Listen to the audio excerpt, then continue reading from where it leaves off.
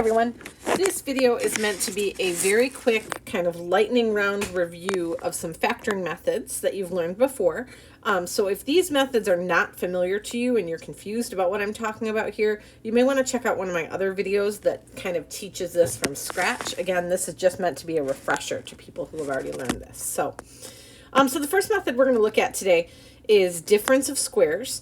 And I really think the hardest part about this factoring method is knowing when to use it. But when to use it shows up right in the title here. So difference implies subtraction. So anytime we're working with subtraction of two numbers or two terms that are perfect squares. And perfect squares could be something like a variable, like an x squared, or it could also be a number that's a perfect square. So like, for example, 25. Okay, something that you can take a square root of pretty easily. So I'm going to verify that that's the case in each of these examples. Starting with this one, I've got a squared and b squared. So those are both perfect squares. And then I've got subtraction in the middle. That's a difference. So that tells me that I can go ahead and use this factoring method. And the actual factoring is pretty easy. It's going to break into two factors where all I'm doing is taking a square root of each of the terms. So square root of a squared, square root of b squared. That's a and b. And I'm going to use one plus sign and one minus sign because that's what's going to allow me to multiply together and get this minus sign back, multiplying a positive by a negative. I do want to point out here, and I'm not going to do this with all of the examples, but I want to do it with this one, that if I were to FOIL this back together, so if I were to do a times a, let's see, I'd end up with a squared, and then a times negative b would leave me with negative ab. And then here in the middle, b times a is positive ab. And then b times negative b, that's going to leave me with a negative b squared. And the important part about this is this right here, that what happened is I ended up with two middle terms that are exactly the same except they're opposite signs. One's a positive and one's a negative. And that's going to allow those middle terms to cancel out, which is why when I look over here at my original expression, it's only got the two terms in it, the beginning and the end, the a squared minus b squared. Okay, and that's important. These two things are called conjugates of each other. And so I'm going to jot that word in here just so we remember it for later, that these two factors, let's see, we'll do like this. These are what's known as conjugates. Conjugates are just any time the two terms are the same, so the a and the b are the same, but you've got different signs in the middle. And that's important to know that you can multiply by a conjugate and have the middle term drop out, okay? And I'm only saying that because you're going to see that in the next topic that we cover here. Okay, let's get back to our factoring. Once again, in this next one, I've got a perfect square, I've got a perfect square, and I've got subtraction in the middle. So really what I'm doing is taking a square root of the x squared and a square root of the 4. And that's going to leave me with an x and a 2. And another x and a 2. And sign-wise, it's always going to be 1 plus, 1 minus. So these factoring problems really should be like the easiest ones you ever do. And then for this last one, again, I'm taking a square root and a square root, and I do have subtraction in between, so I know this is going to work. And so let's see, I'm going to slide this over just a little bit. That's going to leave me with a 6x at the beginning, and we'll just write it all together. 6x plus 11y squared. And then in a second parenthesis, I've got 6x minus 11y squared. And that's it. That's it for difference of two squares. That's all you should need to know for these ones. So now let's look at, this is even a more basic type of factoring. This is usually what I start with when I teach factoring for the first time. And this is factoring out the GCF. So what I'm really doing is like reversing the distributive property. I want to look at these two terms here. Slide this up some. The 5x squared and the 100. And I want to think about something that divides evenly into both of them. So I'm going to start with the number part, right? So if I'm going into 5 and 100, I know I can take out a 5 because 5 divides into both. And then I've got x squared and x. And in both of those, they each share one x in common. So I can't take two x's out because that second term only has one. But I'm going to take a 5x. And then after that, I'm going to say what would be left over if I divided by that GCF. So if I took this and divided by 5x, took this and divided by 5x, what would be left?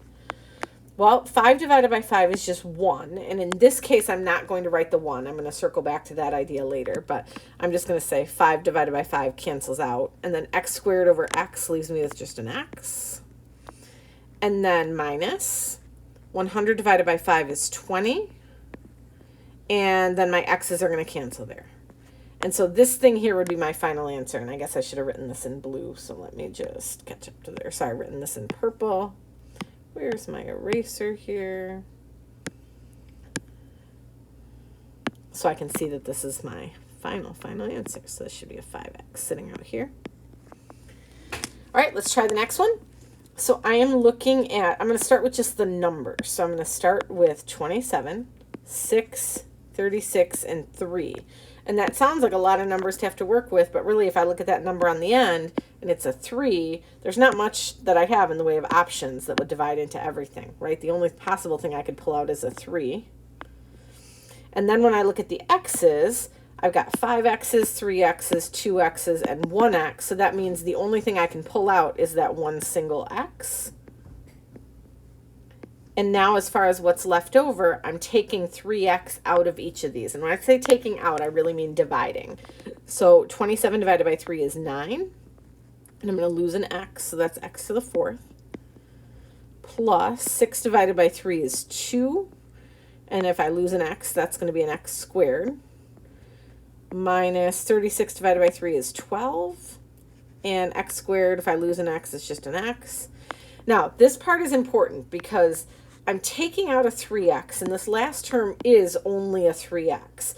And so a lot of the times people will just say, oh, that cancels out. But remember, the idea here is I should be able to multiply these back together and have it come back to my original expression. So if I just cut this off right here, if I just close my parenthesis and I multiply back together, I'm going to lose this term. I need something here to hold that space. And so when I take a 3x out of a 3x, I'm really left with a 1. Now, if you remember back here, I said that I was going to like not worry about the 1 when I took the 5 out of the 5. That's because I knew I was going to have an x left over here. And we know that there's really a 1 in front of this x here. So it's implied. In this one, I didn't have any variables left here. So I had to put the 1 there to kind of hold that space. And remember, you can always check these by saying, if you were to distribute this back together, would it turn back into your original? All right, let's look at factoring by grouping. So factoring by grouping works well when you have bigger polynomials, usually like 4 terms. I mean, you can do grouping with even bigger ones, but the idea here is first I would check to see if there's a GCF. And in this one, there's not anything that goes into all 4 numbers at once. But I can factor by grouping by splitting these into pairs. I'm going to pair these 2 up, and I'm going to pair these 2 up. And I'm going to look for the GCF just in each pair.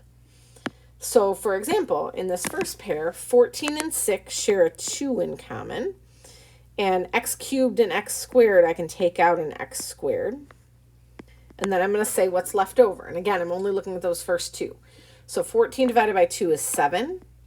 And if I lose an x squared, I'll be left with just an x. Plus 6 divided by 2 is 3.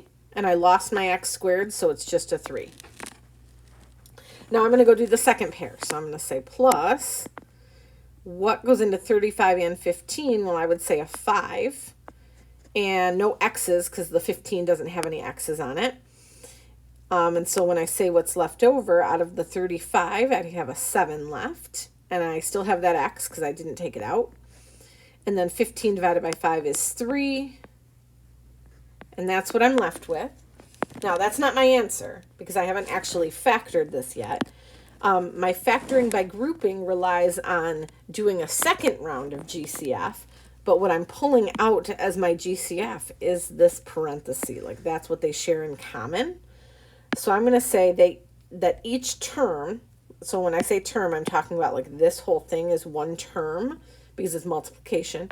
And this whole thing is one term. And what those two terms, what those two pieces have in common is that parenthesis that I underlined there. So if I say I'm taking out 7x plus 3 from each term, and then I have to say what's left over, well, what's left over is going to be the 2x squared and the plus 5, and that's what's going to go in my second parenthesis here. 2x squared plus 5. And again, if you FOIL those back together, you should get back to that original expression that we had. So let's continue by looking at some quadratic trinomials, and I think these are the most common type of factoring problems you're going to encounter.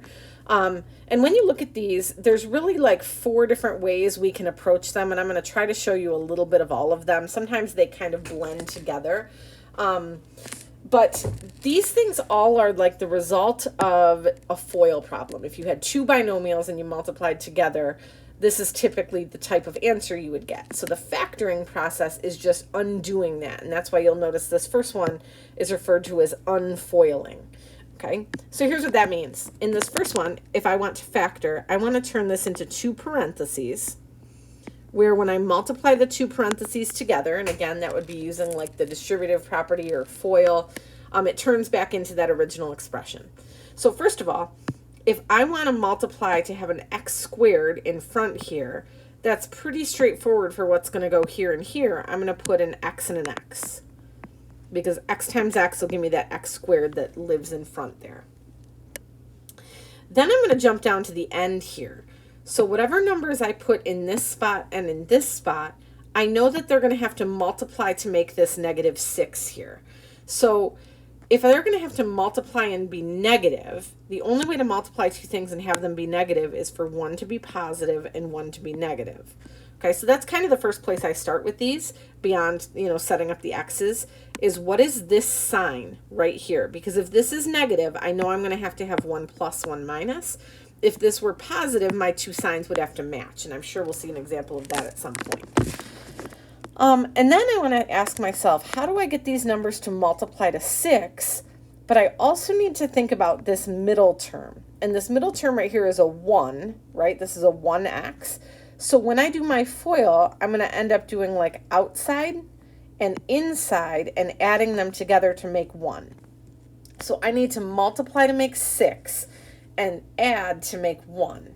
And that sounds kind of weird until you remember that there's a negative sign in play here. So when I'm adding the numbers together, one of those 2 numbers is going to be negative. So I'm going to work with a +3 and a -2. And so now hopefully you can see what I'm talking about, that if I do 3 times -2, I get this -6. And then when I multiply the outside and the inside, here I would get a -2x. And here I would get a +3x. And when I combine those 2 together, the -2x and the +3x, it would give me the 1x in the middle. So that's what we always want to make sure, is we want to make sure that if I FOILed all of this together, and I already know that, like for example, x times x gives me the x squared, and 3 times -2 gives me the -6. So it's really the middle terms that we have to worry about. So that's what I mean when I say unfoiling. Now, with this next one, we run into a bit of a problem because now it's not just an x squared in front, it's a 2x squared.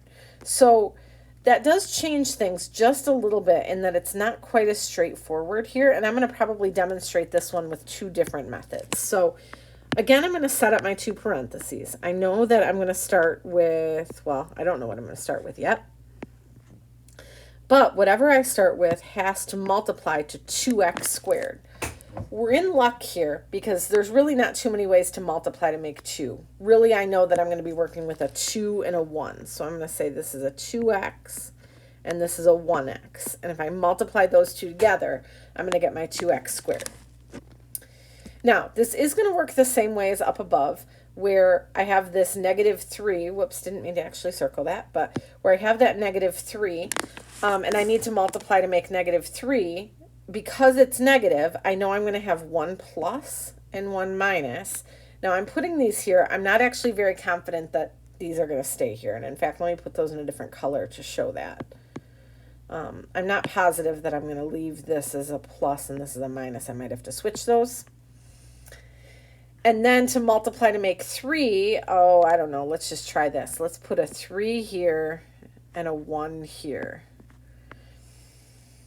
Now, the reason this is trial and error is because I still need to add to make this -1 in the middle. I know that I've got this covered, and I know that I've got this covered, but I need to make a -1 in the middle, and I don't know for sure that I have that. So I'm going to check this. I'm going to go 2x times -1 is -2x, and I'm going to go 3 times x is +3x, and I'm going to ask myself, all right, so when I add those together, what do I get? And actually, I'm pretty close here, because when I put those two together, the -2x plus 3x, I get +1x. And the issue is I need a -1x, okay? So I'm going to leave my numbers where they're at. I'm going to leave the 3 and the 1 where they're at, but I am going to switch to I'm going to switch the positive and the negative. So I'm going to get rid of this. I'm going to get rid of this. Sorry, I have too many tools over here off to the side that I'm kind of playing with. I'm going to make this my minus and this my plus, and let's see if that fixes things. So now when I multiply 2x times 1, I get a +2x. And when I do -3 times x, I get a -3x. And so if I have +2x and -3x, now I'm going to have my -1x in the middle. Okay? And so just to kind of clarify, my final answer on that one would be 2x minus 3 and x plus 1. And so if you're just trying to do trial and error, sometimes you have to change like which position you put the numbers in. Like it was entirely possible. It was just luck that I put the 3 and the 1 in the right spots. I may have had to switch them. You may have to switch your negatives around. This particular problem was not too bad for trial and error because there's not too many ways to make 2 and there's not too many ways to make 3. But like when I look down here at this next one, a 12 and a 20, those are going to be rough because there's lots of ways to make 12, lots of ways to make 20, and that's a lot of combinations to kind of mess around with. So trial and error is great for some problems, and sometimes it's quicker. But if you have a lot of options to consider, you may need a different method. And that's where this rainbow grouping method comes into play. Now, if you had me last year or even the year before as a teacher, I would have shown you this. I'm not sure if the other Algebra 1 teachers teach it this way. So this might be brand new to you. But I think I will probably do that for this third problem. I'll show the rainbow grouping method because of the issue we just talked about. That if I try to come up with a combination to multiply to 12, you know, in this one, I only had 2 and 1. That was the only way that could happen. But there's lots of ways to make 12 and lots of ways to make 20, and that just makes way too many trial and error things for me. So there's this other method. And I'm not going to get too far into like why this other method works. These numbers are kind of bigger, so this might be tricky either way, but the way the rainbow method works is I'm going to multiply the first and the last terms together. So I'm going to say 12 times 20, and that should be 240.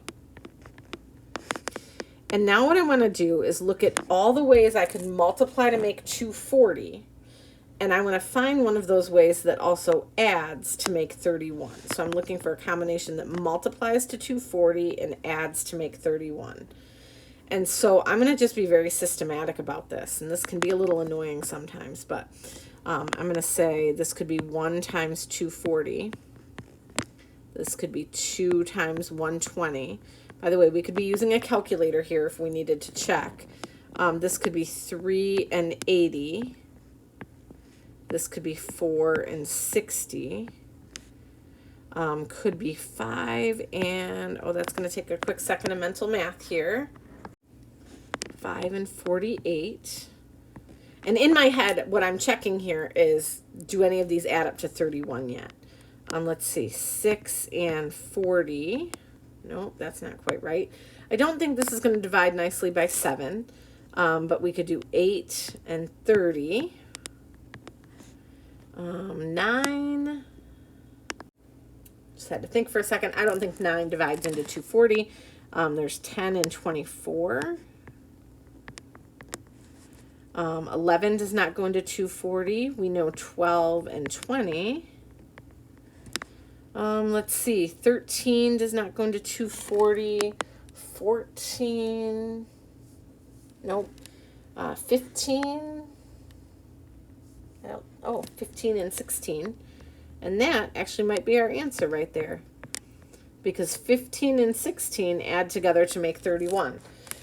By the way, if I was continuing this list down, my next number that I would check would be 16. And because 16 is already on my list, I know that my list is complete. Like this is a list of every possible combination that could multiply to 240, right? Sometimes you're going to find the answer that you need way up here in the list and you won't have to finish it. But this one took a second. So what I'm going to do from here is I'm going to rewrite this expression, 12x squared, but I'm going to replace that 31 in the middle with the 15 and the 16. So like this, I'm going to say this is 15x plus 16x plus 20.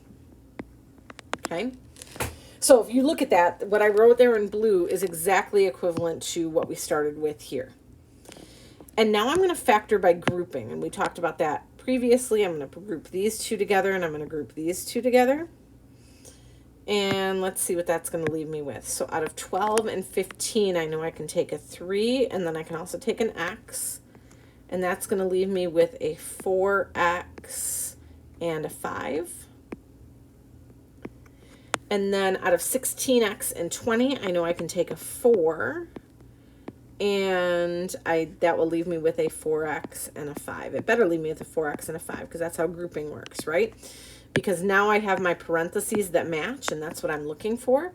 And so for my final answer, it's going to be the 4x plus 5. And then my leftover pieces are the 3x plus 4, and so that's what's going to go in my other parenthesis. So remember how I said we need to pick some combinations that multiply to 12. We would need to pick some combinations that multiply to 20. If you look here, that's exactly what I have. 4x times 3x would give me my 12x squared, and 5 times 4 would give me my 20.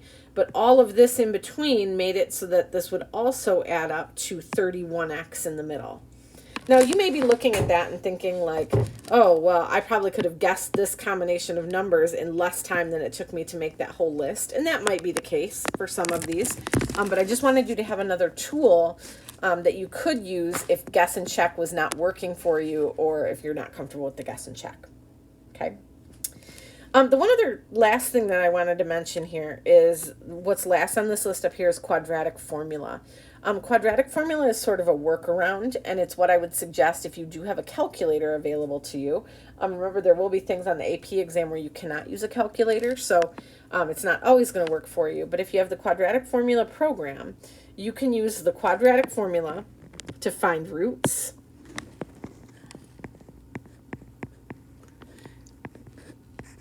and then turn the roots into factors using the factors theorem. So the factor will always be x minus whatever the root is from the quadratic formula. Okay? So for example, if you did quadratic formula on this guy up here, remember you'll need your a, which is 1, your b, which is 1, and your c, which is -6. Your calculator would probably spit out for you something like x equals -3 and x equals +2 as your solutions or as your roots.